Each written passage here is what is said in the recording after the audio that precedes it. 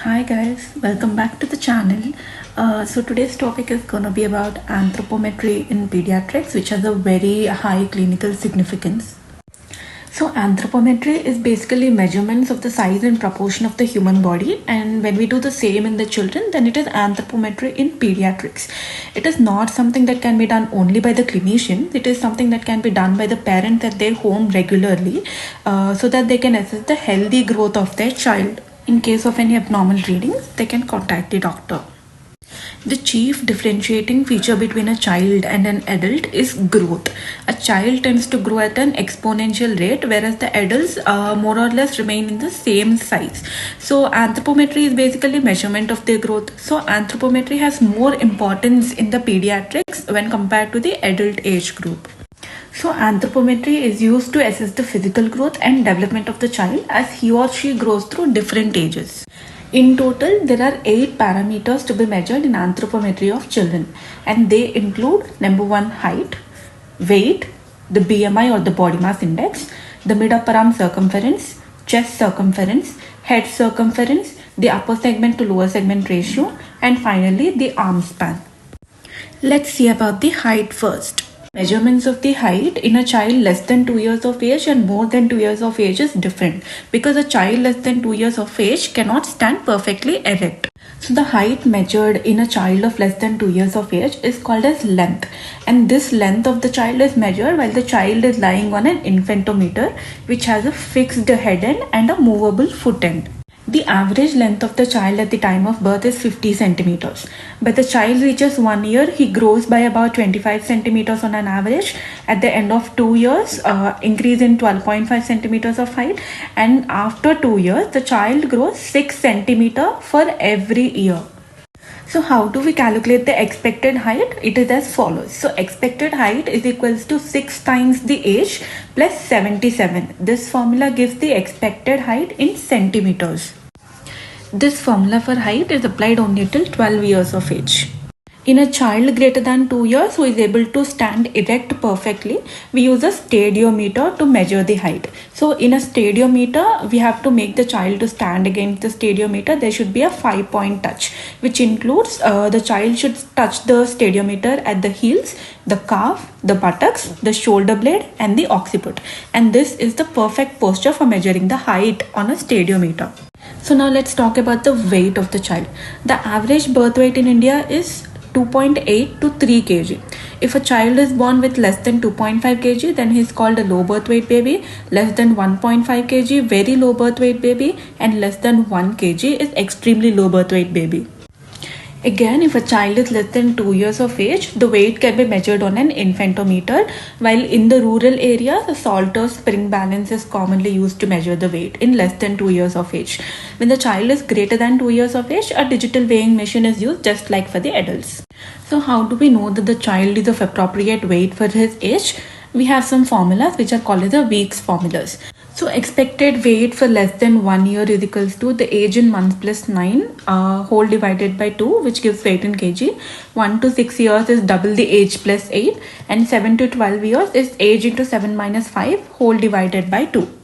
So the thing we have to remember is once a child is born, in the initial 10 days, the child loses 10% of his birth weight. After 10 days, then he increases his weight by 30 grams per day till 3 months. From 3 to 6 months, he increases his weight by 20 grams per day. And 6 months to 1 year, he increases his weight by 16 grams per day. It roughly corresponds to double the birth weight at 5 months, triples the birth weight at 1 year, 4 times the birth weight at 2 years, and 5 times at 3 years, and so on. Then coming to the body mass index. So it's calculated by weight in kg, by height in meter square, and the units are kg per meter square. In a child, the BMI is always considered in percentiles and they are thought to be more accurate. So if a child's weight falls between 84th and 5th percentile, then the child is of normal weight. If the child is less than 5th percentile, it is underweight. 85 to 94th percentile is overweight, and greater than 95th percentile is obese. Now the head circumference, which is usually measured only till 5 years of age, it is usually measured by the cross tape method, in which we use a tape to encircle the head over the most prominent parts, that is the occiput and the supraorbital frontal area. We have to use sufficient pressure so that we compress the hair and we don't get any false results for the head circumference. So normally at birth, the head circumference is 33 to 35 centimeters.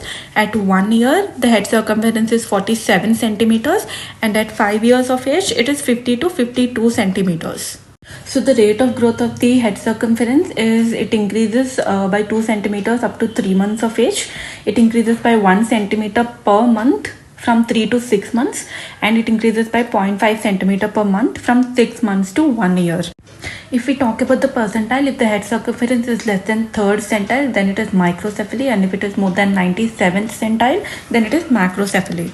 The chest circumference. So normally at birth, the chest circumference is 2 to 3 centimeters less than the head circumference. About 9 months to 1 year of age, the head circumference and the chest circumference become equal, and after 1 year of age, the chest circumference is 2 to 3 centimeters more than the head circumference. The arm span. The arm span is basically the distance between the tips of the middle fingers of both the hands when they are stretched at right angle to the body with palms facing forwards. After outstretching the hands, the arm span is measured across the back of the child. So if a child is less than 5 years, the arm span is 1 to 2 centimeters less than the height. At around 10 to 12 years, the arm span will be equal to height, and in adults, the arm span is usually more than the height by about 2 centimeters. The upper segment and lower segment ratio. So it's basically the distance between the vertex and the pubic symphysis, which is the upper segment, and the pubic symphysis and the heel, which is the lower segment. So we measure the upper segment and the lower segment length, and we do a ratio to them. So normally at birth, the upper segment to lower segment ratio is about 1.7:1. That means the upper segment is slightly more length. At 7 to 10 years, the upper segment and lower segment ratio becomes equal. That is, they are 1:1. And at 18 years, it is about 0.9:1, where the lower segment length is more when compared to the upper segment. So this upper segment and the lower segment ratio basically tells us about the proportionate as well as the disproportionate short stature. Now the last and the most important of all is the mid-upper arm circumference, which is measured only from 1 year of age to 5 years of age. The mid-upper arm circumference is basically an age-independent criteria for assessment of the nutritional status in a child. It is usually measured by Shakir's tape halfway between the acromion and the olecranon process. So the Shakir's tape has different colors like the green, yellow, and the red colors. More than 13.5 centimeters is considered to be a normal value for mid-upper arm circumference.